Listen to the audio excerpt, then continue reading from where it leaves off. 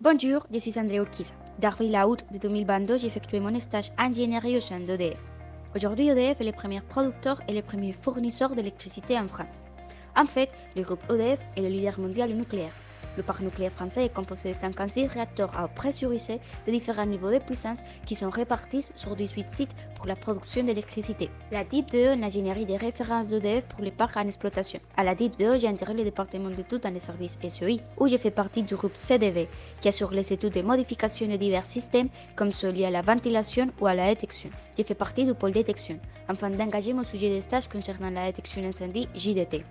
La détection incendie JDT est un système élémentaire dont le but principal est de déceler et de localiser un incendie dans les différents locaux des centrales nucléaires.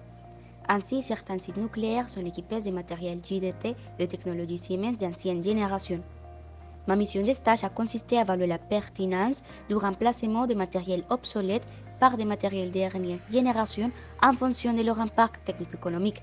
De cette manière, un avant-projet sommaire avec une approche TCD m'a été demandé, afin d'identifier la problématique d'obsolescence et de dégager les possibilités techniques les mieux adaptées aux besoins du parc nucléaire. Pour que je puisse être autonome dans le développement de ma mission, j'ai suivi préalablement une formation générale concernant le fonctionnement d'un REP, les fonctions de sûreté et les phases d'ingénierie. J'ai également pu comprendre le fonctionnement du système de détection JDT et son référentiel. Ainsi, une fois les notions principales acquises, j'ai engagé la mission du traitement d'obsolescence matérielle. Pour la rédaction de l'APS, j'ai suivi 5 phases de développement.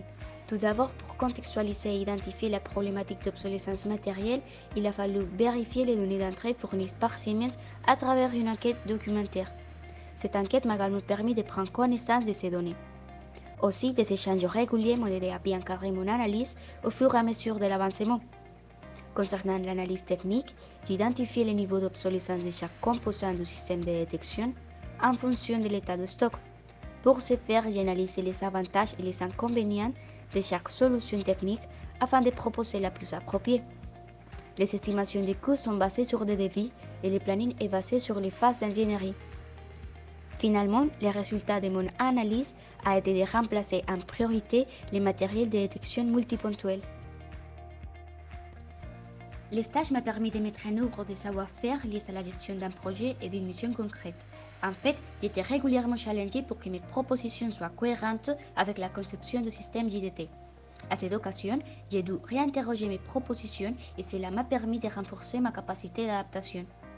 D'ailleurs, j'ai eu l'opportunité d'améliorer ma capacité d'ouverture en m'intégrant de façon coopérative dans le groupe CDV. J'ai également appris à m'exprimer en français plus couramment. En conclusion, l'expérience comme stagiaire au sein de la DIP 2 a contribué largement dans mon développement personnel et professionnel. Merci pour votre attention.